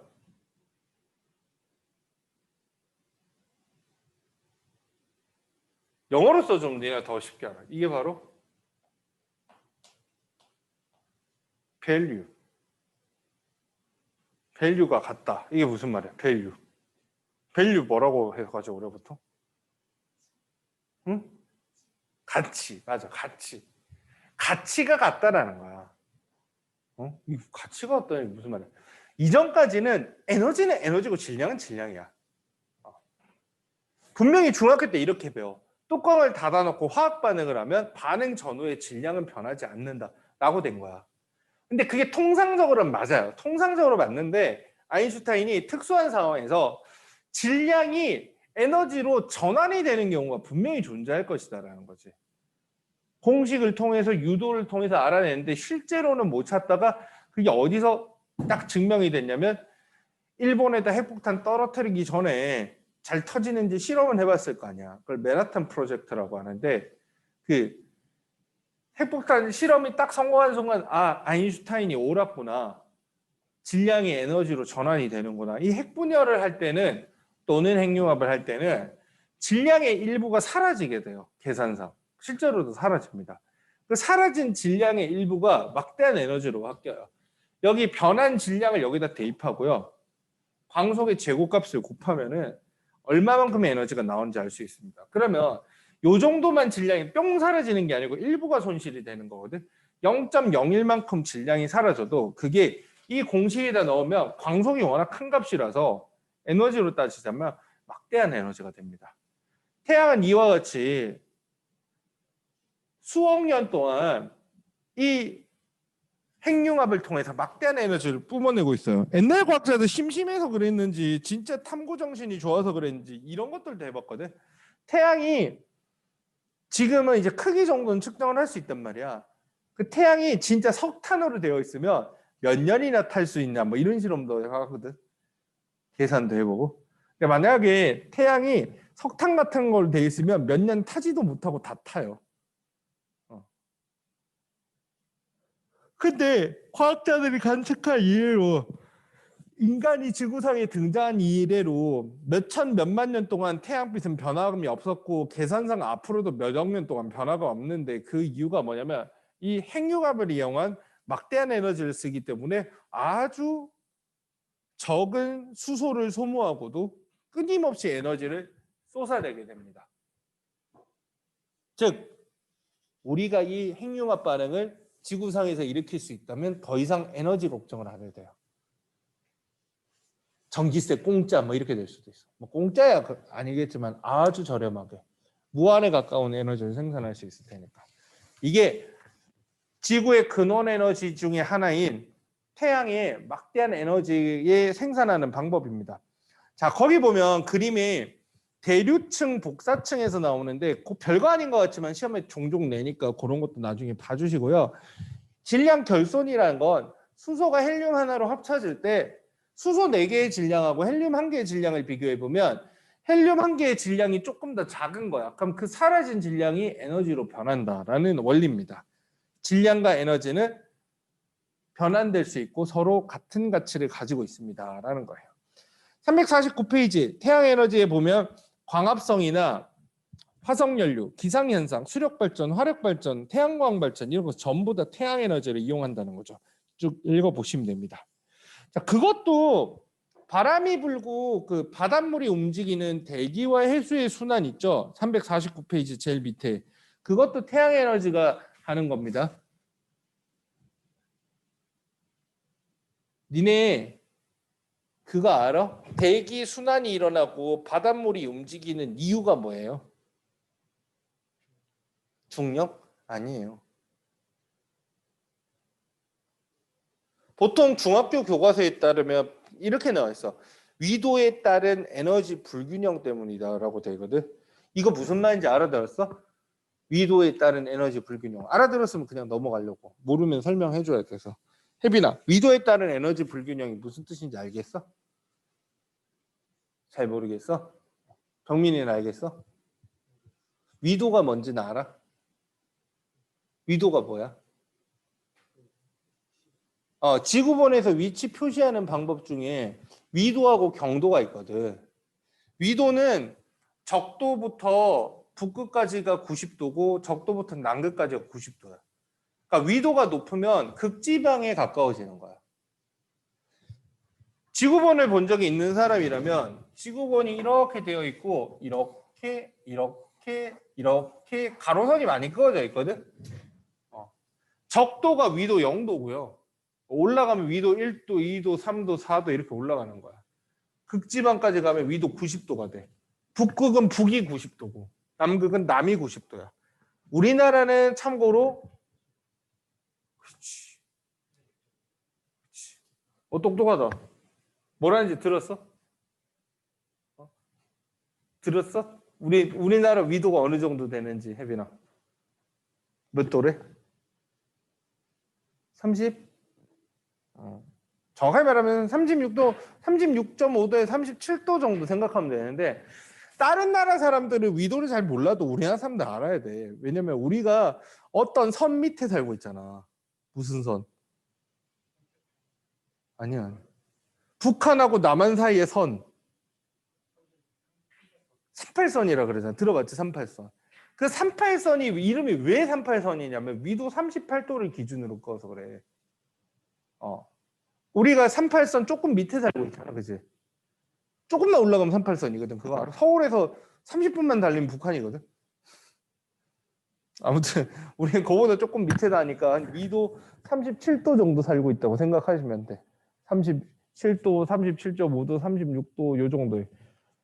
그러니까 위도에 따른 에너지 불균형이라고 아까 말했잖아. 그 되게 중요해. 위도에 따른 에너지 불균형. 그러면 그 위도에 따른다는 게 무슨 말이야? 적도 지방에 있느냐, 극지방에 있느냐에 따라서 에너지의 균형이 다르다. 에너지의 차이가 난다는 거잖아. 불균형이니까. 그러면 태양빛이 멀리서 이렇게 오고 있으면 우리가 극지방을 고위도라 그래요. 적도 지방은 저위도라고 표현해요. 그러면 어디가 햇빛을 많이 받아? 고위도가 많이 받아? 저위도가 많이 받아? 그치? 저위도가는 햇빛을 많이 받고 고위도는 햇빛을 적게 받아요. 이게 에너지 불균형이 생기는 거야. 그러면 에너지 불균형이 저위도랑 고위도랑 왜 생기는 걸까? 질문이 너무 어려운가? 다시 얘기해 봅시다. 이거는 지구의 모양하고 관련이 있습니다. 지구가 어떻게 생겼기 때문에 위도에 따라서 햇빛이 달라지는 거야. 그래. 동그랗게 생겨서 그래. 네모 빤빤하게 생기잖아. 그러면은 햇빛이 다르게 닿을 이유가 없어요. 빤빤하게 생겼으면. 근데 동그랗게 생겨 있다 보니까 어떻게 돼? 저희도 지방은 햇빛을 정통으로 받고 고위도 지방은 햇빛을 비스듬하게 받게 되는 거야. 비스듬하게 받으면은 샤워기 물줄기도 정통으로 맞을 때가 아파요. 비스듬히 맞으면 아파요. 비스듬히 있으면 물줄기가 덜 닿이잖아. 아, 저 정통으로 맞으면 더 아프잖아. 그런 느낌이라고 생각하면 돼. 똑같이 샤워기로 물을 쏟아도 샤워기에 딱 대고 있는 머리 정수리는 물이 제일 많이 와서 닿는단 말이야. 그치? 근데 요런 데는 별로 안 묻잖아, 물이. 상대적으로. 그런 느낌인 거야. 그래서 그거를 유식하게 표현하는 게 위도에 따른 태양의 고도 차이에 의해서 에너지의 불균형이 생긴다. 위도별로 태양 복사 에너지의 양이 차이 난다. 위도에 따라서 에너지 불균형이 일어난다. 뭐 이런 어려운 말로 포장을 하는데 이게 다 같은 얘기인 거야. 무슨 얘기인지 알겠지? 그러면 저위도 지방하고 고위도 지방하고 에너지 불균형이 일어나니까 저위도 지방은 계속 지글지글 끓고 고위도 지방은 계속 차가워지면 돼? 그게 아닌 거야. 이제 뜨거운 것들은 추운 지방으로 이동하려고 그러고 차가운 것들은 뜨거운 지방으로 내려오려고 해. 순환이 일어나죠. 순환이. 그래서 니네가 중학교 때 배웠던 거야. 그 바닷물의 움직임 중에서 한류와 난류 이런 거 배우잖아. 난류 같은 거는 아래서 저위도 지방에서 따뜻한 물이 고위도 지방으로 올라가려고 하는 거고 한류는 고위도 지방에 있는 찬물이 저위도 지방으로 내려오는 거야. 그러면은 아무래도 좀 섞이니까 에너지 불균형이 완벽하게 해소는 안 되겠지만 어느 정도는 해소가 되는 거죠. 그래서 에너지 불균형을 해소하기 위해서 대기와 해수가 순환을 한다라는 거죠. 그리고 그 탄소 순환 나오는데 그것도 한번 읽어보시고요. 읽고 문제 풀다 모르는 거 있으면 질문하면 돼요. 우리는 354로 넘어가면 됩니다. 숨도 안 쉬고 있으니까 잠깐만 쉬어도 돼.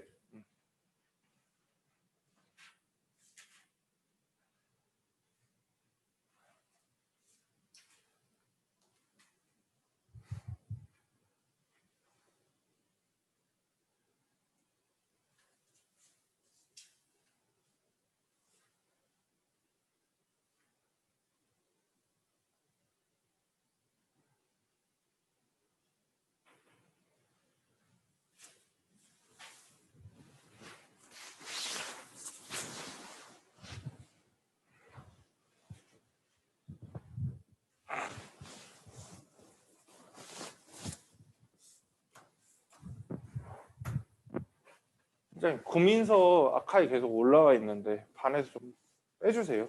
헷갈려. 네. 일단은 빼주세요. 어차피 뭐 납입한 것도 없잖아요. 네. 네.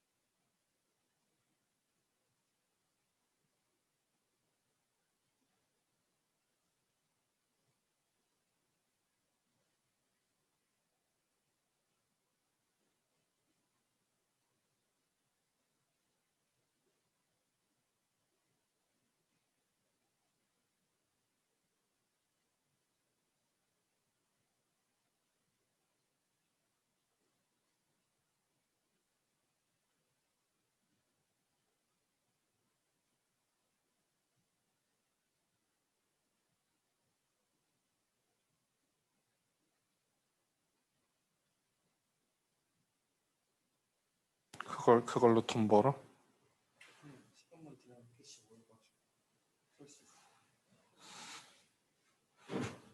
그냥 공부 열심히 하고 엄마한테 용돈 좀 더 달라고 하는 게 빠르지 않을까? 용돈 안 주죠? 왜? 용돈 주면 자꾸 딴짓 한다고 안 주시는 건? 응. 아, 누나가 너한테 용돈을 줘? 누나 몇 살인데?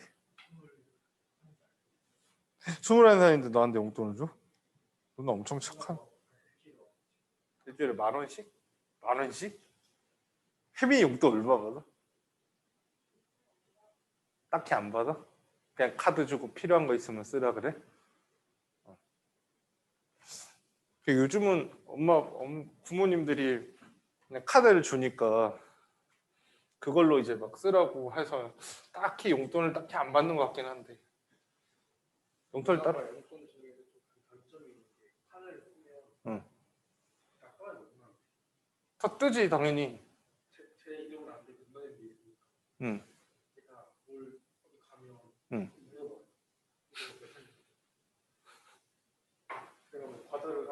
응. 엄마한테 얘기해. 선생님이 얘기해줘. 공부 열심히 할 테니까 딱 합리적인 수준에서 뭐 교통비나 밥값이나 포함된 용돈을 줘라. 내가 없음 떨어지면 쫄쫄 굶더라도 내가 알아서 살겠다. 응.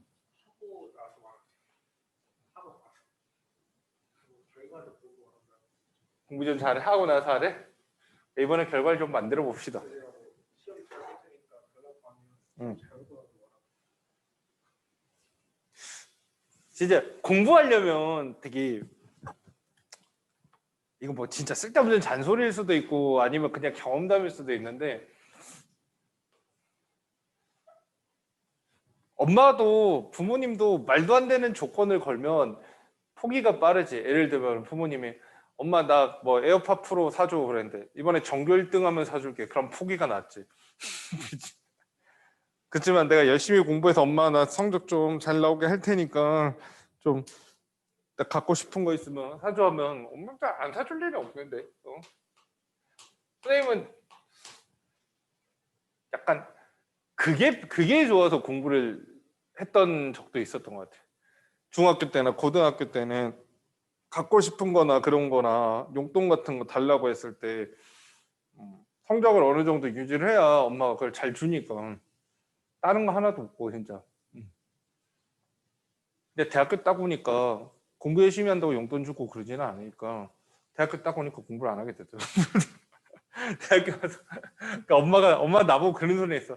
장학금 타가지고 장학금 너 다 가지라고. 그래서 대학교 한 학기 장학금이면 선생님 학교 다닐 때도 등록금이 200만 원 넘었으니까 무슨 한 4, 500만 원씩 하더만. 엄청 비싸잖아. 그 장학금 받으면 그거는 과마다 달라. 한 5, 600 정도가 보통이고 좀 특수한 과는 좀 많이 비싸고 미대나 뭐 의대나 뭐 학교마다 다르긴 하는데 최대는 뭐 실습비 명목으로 조금 더 받아 챙기는 것 같기는 하더라고. 어찌됐거나. 근데 그래서 처음에는 공부 열심히 해서 장학금을 타야지 생각을 하고 공부를 처음에 해봤는데 아씨 대학교 오니까 다 잘하는 놈들끼리 모아놓으니까 웬만큼 해갖고는 티도 안 나는 거야. 그래가지고 에이씨 적당히 하지 하고 그 시간에 그 돈을 버는 게 빠르겠다고 알바 뛰고 선생님 때는 과외 많이 했죠. 과외하러 다니고 뭐 필요한 만큼은 벌지 않았을까? 근데 요즘은 보니까 학교를 좋은 데 다녀도 대학생들한테 과외를 잘 안 시켜준다고도 하더라고 요즘에는. 그러니까 대학생들 과외가 대학생들이 이제 신뢰를 잃은 거지. 개나 소나 과외하면서 너무 뭐라 그래야 되지? 그 약속도 잘 안 지키고 과외도 뭐 과제 있다는 둥 뭐 어쩌는다는 둥 뭐 이러면서 자꾸 빠뜨리고 하니까 대학생 과외 한번 시켜본 사람들은 잘 안 시키려고 그러더라고요. 진짜 책임감 갖고 열심히 해줘야지 계속 유지가 되는 건데 그거 이상으로 시간 대비 많이 버는 건 없는데 또 그만큼 신경을 써줘야 되는데 대학생들이 요새 책임감이 없어갖고 후배들 말 들어보니까 요새는 과외 구하기가 진짜 아는 사람 속이 아니면 구하기는 힘들다라고 하더라고. 과외 많이 했었지. 많이 할 때는 막 대학교 다닐 때 한 달에 한 300만 원씩은 벌었던 것 같아. 응. 200만 원, 300만 원. 적게 벌면 한 100만 원. 물가가 달랐으니까 지금으로도 300만 원이면 작은 돈은 아닌데 그때는 진짜 큰 돈이지. 내가 살면서 제일 풍족했던 게 그때였던 것 같아. 이게 성인이 되고 어른이 돼서 돈 들어갈 때가 많은데 그 느낌이랑 진짜는 그때는 막 진짜 주변에는 돈을 안 버는 학생들 뿐이 없는데 나는 돈을 많이 벌고 있으면 그게 상대적으로 100만 원만 벌어도 엄청 부유하게 느껴지지. 보통 한 150만 원 정도 유지하려고 했는데 그럼 학교 끝나고 뭐 과외 가고 열심히 했지. 그때부터 많이 했었는데 어찌됐거나 나는 공부를 동기부여를 그냥 경제적인 거에서도 많이 해. 먹고 싶은 거 잘 사주고 뭐 그런 거지. 그래서 내가 엄마들한테 많이 그랬거든. 요즘 어머니들이 애들한테 너무 옷도 사달라면 사주고 뭐 물건도 사달라면 사주고 너무 그러지 마시라고. 그러면 애들이 동기부여가 안 된다고. 뭐 옷 같은 거 갖고 싶으면 이번에 성적 나오는 거 보고 사주고 좀 이렇게 하라고. 너무 잔인한가? 354페이지.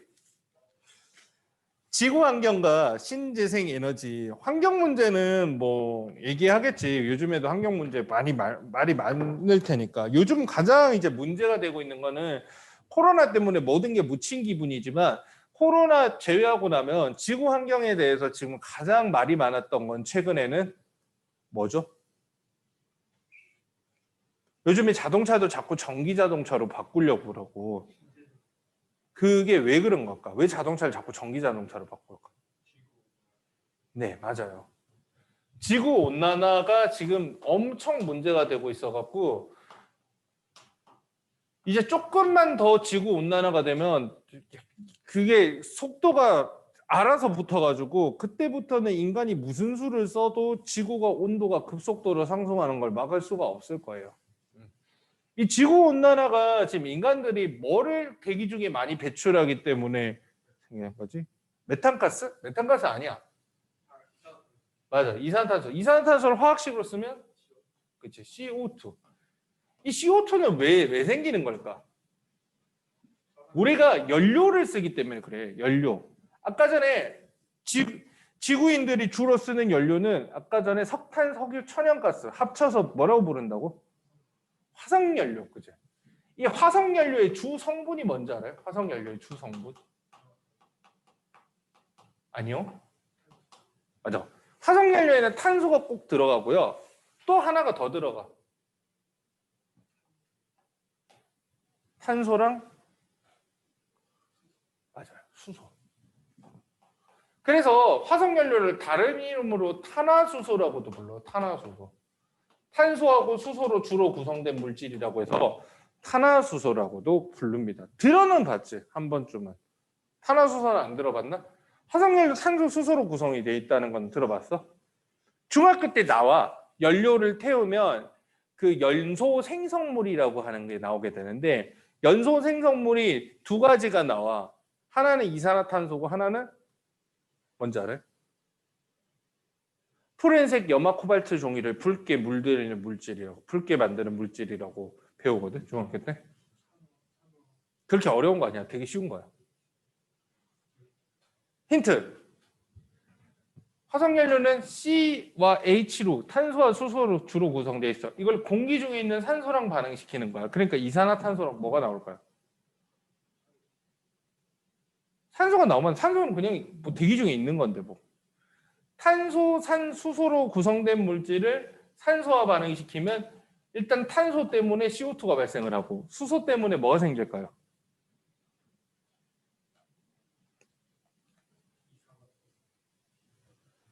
아니요.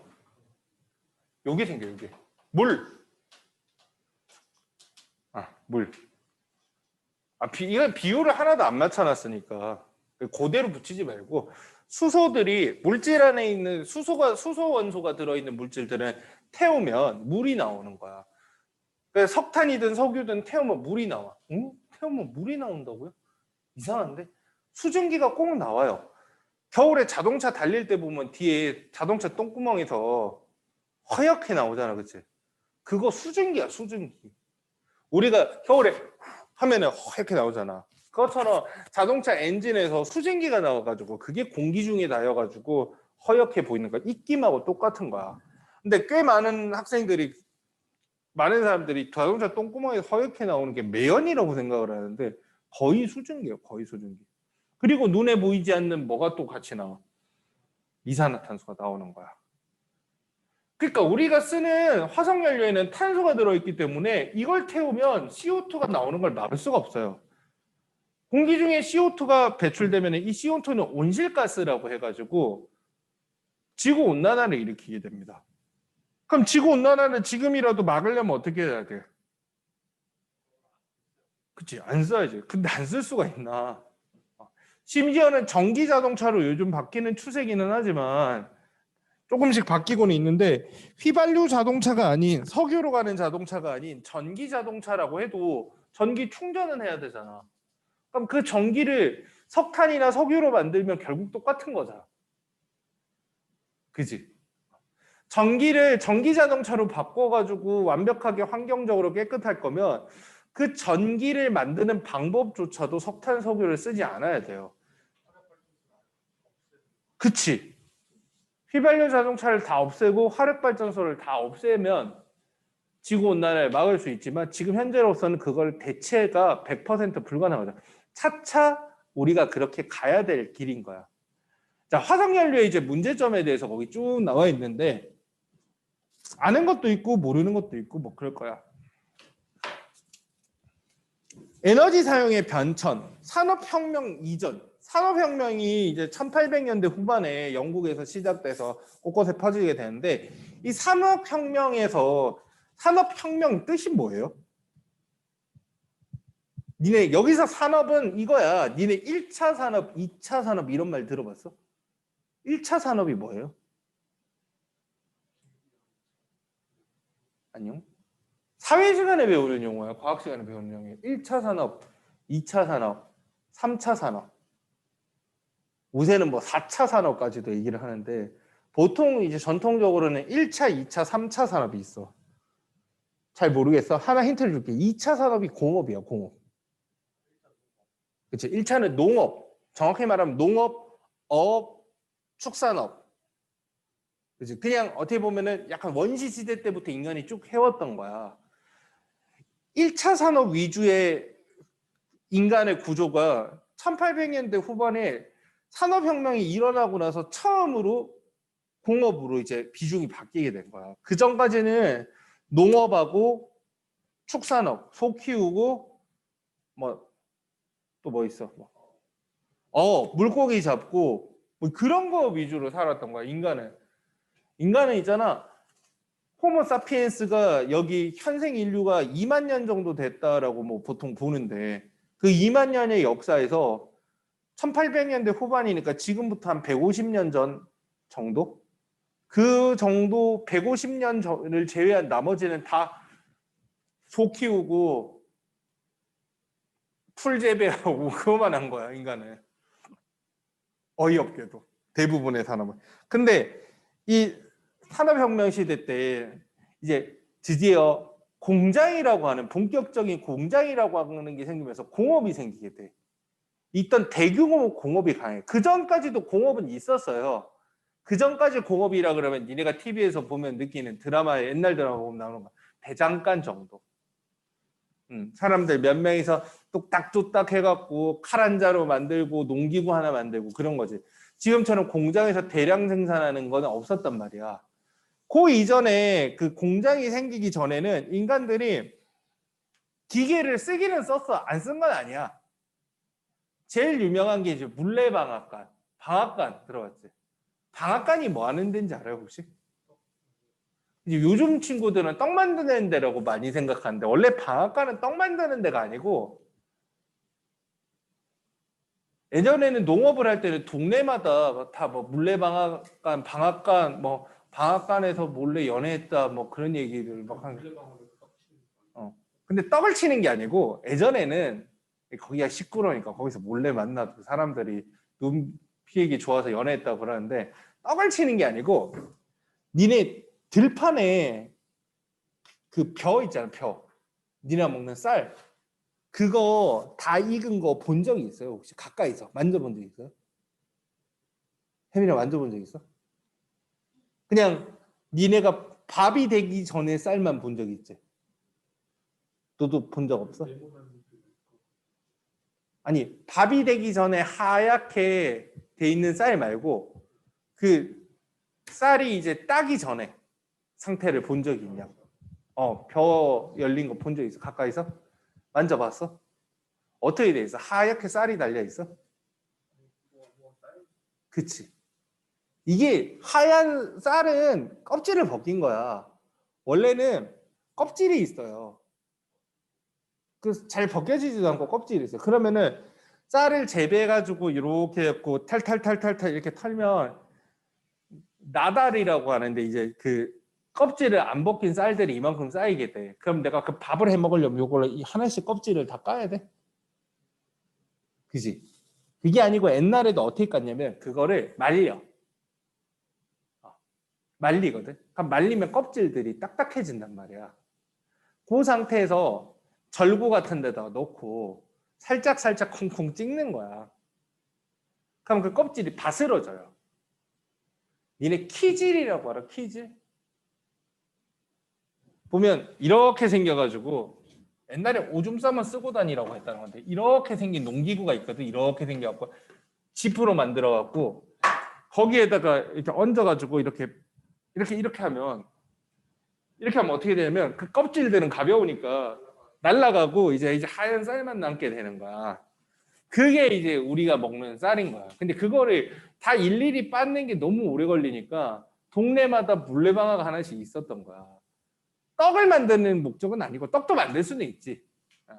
옛날에 떡은 엄청 귀한 음식이었어요. 요즘에야 그냥 떡볶이가 흔해서 그렇지. 요즘은 쌀이 남아도니까 그런 거고 예전에는 먹을 밥 지을 쌀도 부족했기 때문에 떡을 만든다라는 건 엄청 쌀을 많이 투자를 하는 거기 때문에 고급물. 그래서 쌀을 꼭 제사상이나 떡을 제사상이나 뭐 차례 지낼 때나 추석 때 송편 만들어 먹고 하는 이유도 그때 이제 추수를 해갖고 쌀이 풍족하니까 그때만 딱 1년에 한 번 먹는 거야. 떡이 옛날엔 귀한 음식이었거든. 아무튼 그걸 이제 쿵쿵쿵쿵쿵 찍을 때 그거를 이제 물레방아 같은 걸 이용을 하는 거야. 거기 보면은 태양, 바람, 물들이 가진 에너지를 이용한다는 거죠. 우리나라에는 물레방아를 많이 썼고 뭐 바람이 많은 동네 같은 건 네덜란드 같은 데 풍차를 주로 써고 풍차를 이용을 해가지고 그 돌아가는 힘으로 쿵쿵쿵쿵. 걔네들은 이제 쌀을 가지고 안 하고 밀을 가지고 하겠죠 주로. 그 걔네는 밀을 완전 빻아가지고 밀가루 형태로 만들어갖고 주로 빵을 만들어 먹죠. 됐죠? 이때까지만 했어도 엄청 원시인 같았어. 근데 산업혁명 이후에 뭐가 생겼대? 이게 제일 포인트야. 뭐가 발명되었대? 그치, 증기기관이라고 하는 게 기관이 발견이에요. 증기기관 발명이 되었습니다. 이게 쉽게 말하면 자동차 엔진 같은 거야. 휘발유나 석탄 등을 이용을 해서 아주 높은 동력을 만들 수가 있게 되는 거야. 아주 높은 동력. 그 동력으로 뭐를 하는 거야? 뭘 돌리고, 그러니까 큰 공장을 돌릴 수 있게 되는 거죠. 증기기관만 있으면 거기다가 석탄을 넣고 석유를 넣고 불만 떼우면 이게 할 수 있게 되는 거야. 인류가 산업혁명이 일어나고 본격적으로 이렇게 산업구조가 바뀌게 된 거는 가장 큰 거는 증기기관을 사용하게 되는 거고 그게 석유를 이용한 거예요. 석유, 석탄. 아까 화석연료 얘기 많이 했으니까 중복해서는 쓰지 않을게. 거기 화석연료, 생명체 유해가 땅속에 묻힌 후 높은 열과 압력을 받아서 만들어진 에너지 자원입니다. 옆에 보니까 우리가 쓰고 있는 에너지의 공급량인데 대부분이 석유, 석탄, 천연가스 빼고 나면 남는 게 별로 없죠. 그치? 거기 보면 전력이 있긴 한데 그 전력도 뭐 거의 원자력으로 만드는 거고 석유, 석탄, 천연가스로 만드는 전력도 있겠죠. 화석연료의 생성 과정이 있는데 석탄은 고체 상태의 화석연료고 석유는 액체 상태로 되는 화석연료, 그리고 천연가스는 기체 상태로 얻을 수 있는 화석연료인데 셋 다 생명체에 유해가 됩니다. 다만 석탄은 주로 식물이고요. 고생대에 수많은 식물들이 땅속에 묻혔다고 알려져 있어요. 미래 석탄기라고 들어봤어? 석탄기? 페름기, 트라이아스기, 주라기. 주라기는 들어보지 않았어? 주라기 공원. 백악기 들어봐서?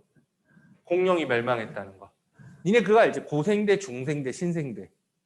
그 고생대, 중생대, 신생대 안에서 더 잘게 나누면 그 중생대에서 공룡이 되게 많았다고 하는 그 시기가 그 주라기, 백악기 뭐 이런 거고, 고생대에 보면 페렘기, 석탄기가 있거든. 그 이름이 왜 석탄기가 되냐면 그때 당시에 어마어마하게 지구상에 식물이 많았었는데 그게 기후변화로 일제히 땅속에 다 거의 다 멸망하듯이 멸종하듯이 묻혔대요. 그래서 그 증거로 전 세계에서는 그 시대의 지층에서 석탄이 다 발견이 됩니다. 우리나라도 석탄은 꽤나 많이 나와. 석탄이 근데 석유가 쓰기에 더 편하니까 석탄을 잘 안 쓸 뿐인 거지. 석탄은 거의 대부분 나라에서 나옵니다. 우리나라도 석탄은 꽤 많이 나와요. 다만 석탄은 두 종류가 있는데 무연탄과 유연탄으로 나뉘거든.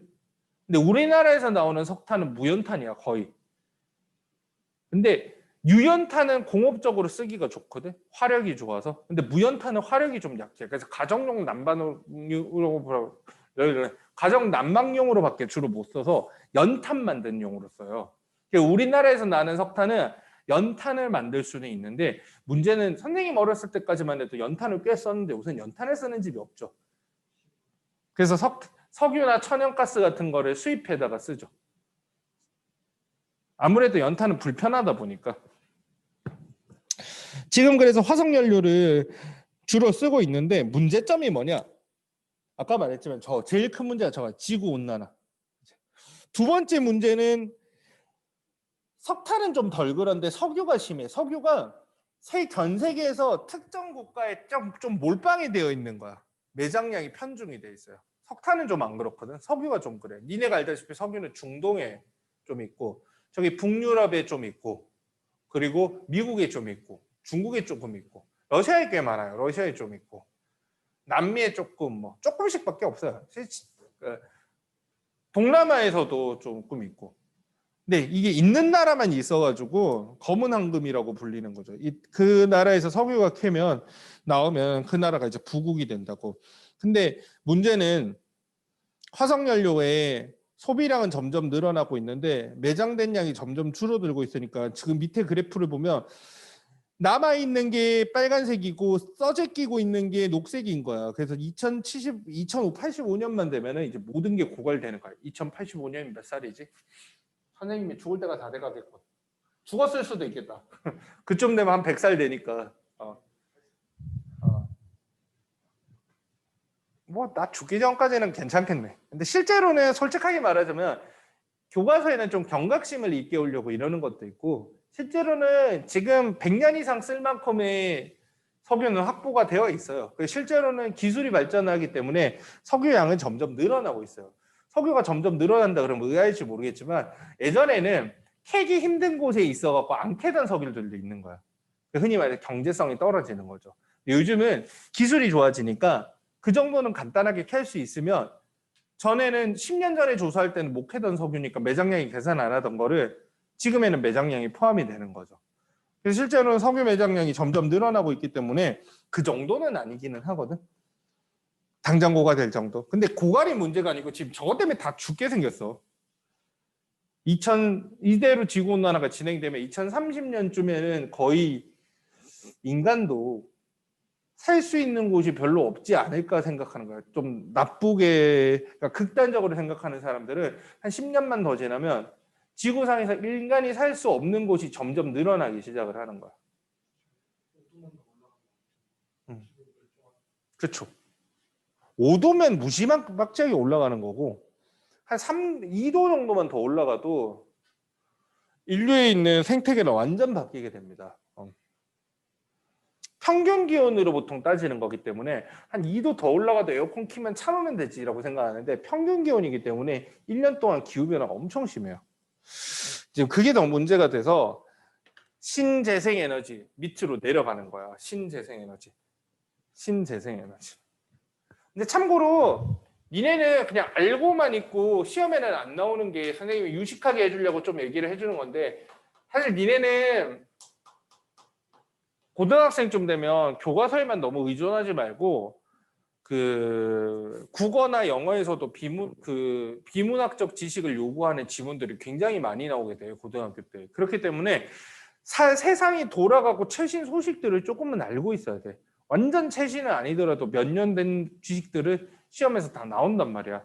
오히려 교과서는 너무 고리타분해가지고 교과서에 있는 것보다는 훨씬 새로운 기술, 새로운 얘기들이 국어 지문이나 영어 지문에 더 많이 등장을 합니다. 그럼 그걸 어떻게 하느냐?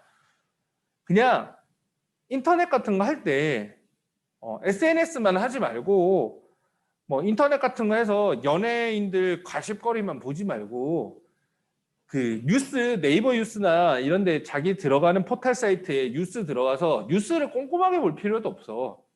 정치, 경제 이런 거는 시험에 잘 안 나와. 요새는 경제는 좀 나오긴 하다만 정치는 시험에 안 나오고 주로 이제 사회면이나 그 IT 과학면 이런 거는 보면 아 최근에 뭐가 이슈구나 하면서 한번 그 매일 볼 필요도 없어. 되게 중요한 것들은 일주일 내내 거기 나와 있거든.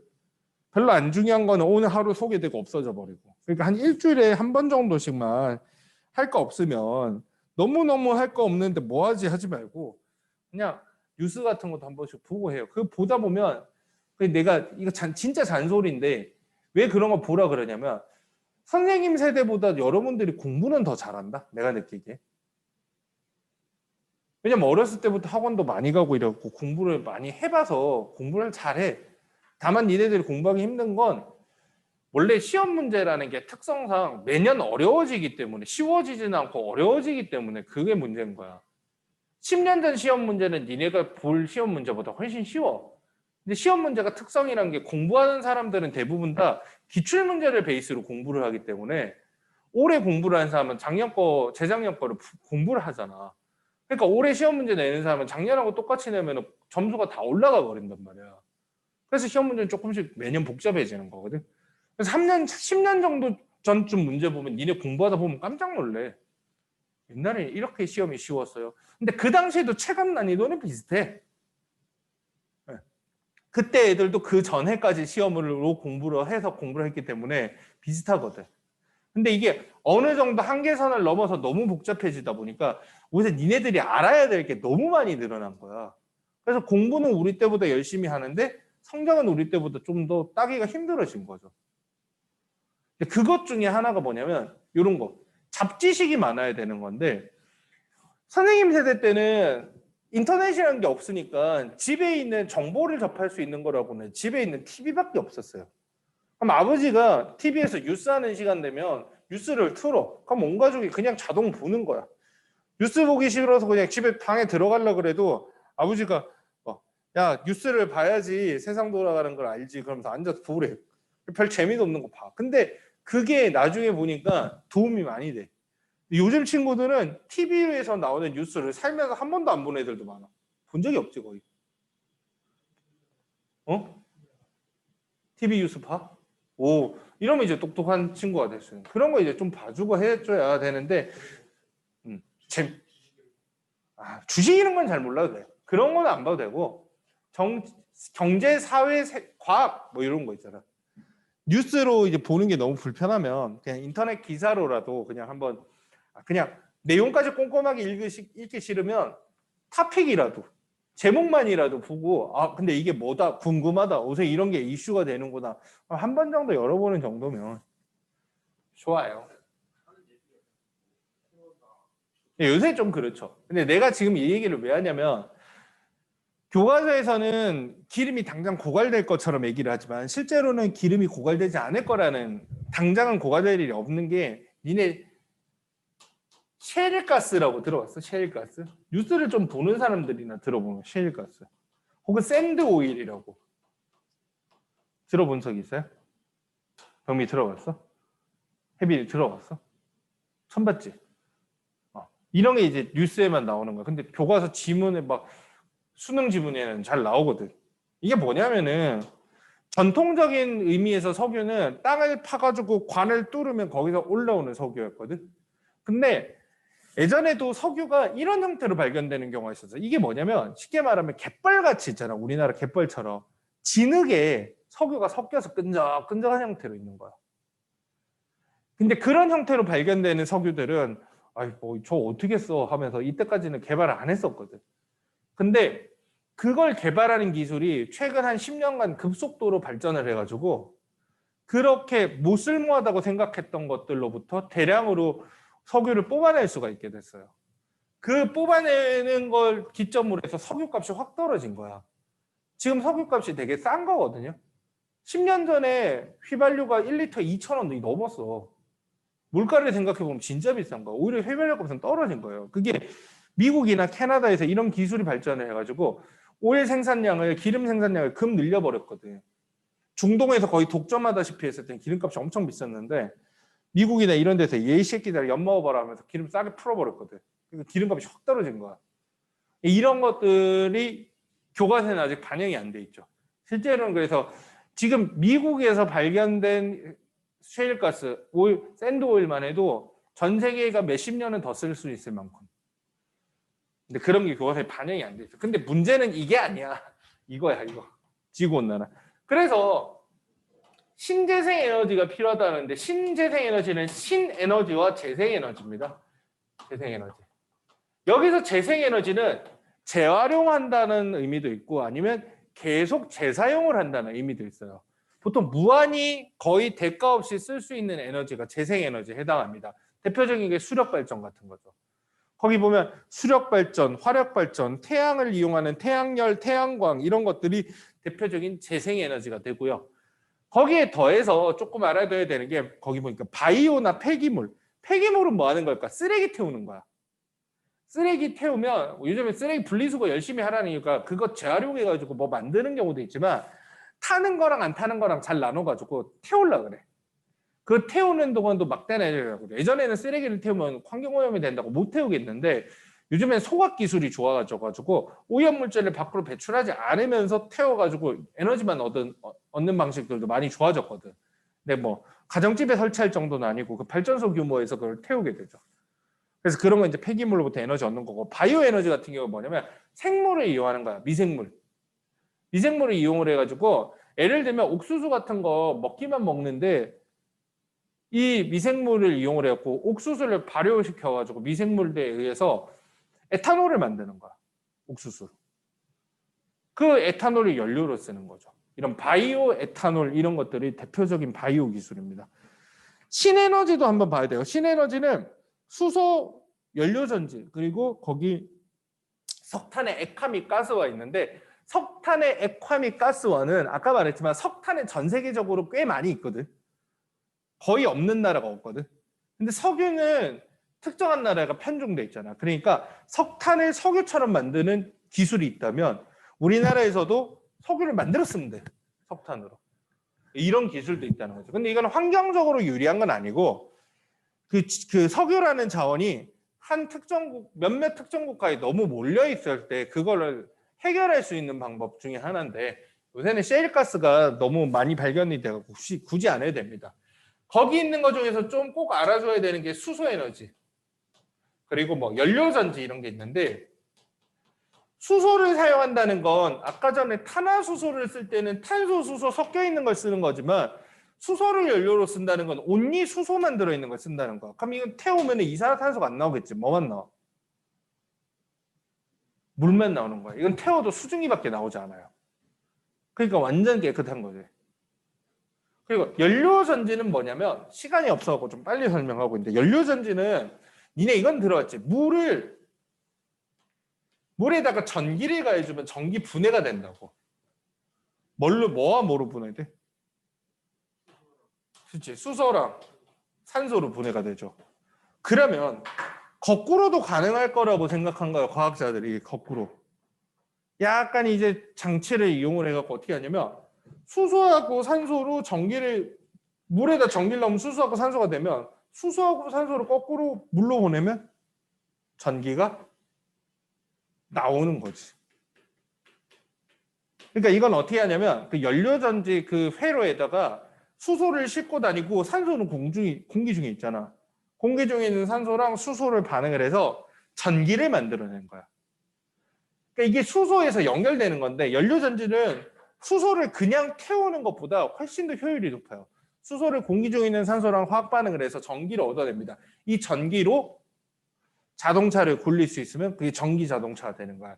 지금은 전기 자동차가 충전을 해가지고 그렇게 가야 되는데 충전하는데 시간도 너무 많이 걸리고 그러는데 수소를 채워서 갈 수 있는 거. 실제로도 현대에서 넥소라고 차 있어요. 수소차.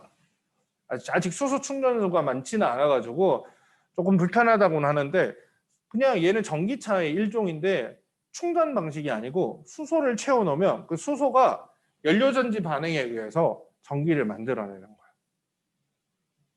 여기까지 오늘 할 거예요. 여기까지. 딴반도 여기까지 했네. 열심히 해도 355페이지까지는 못하겠더라.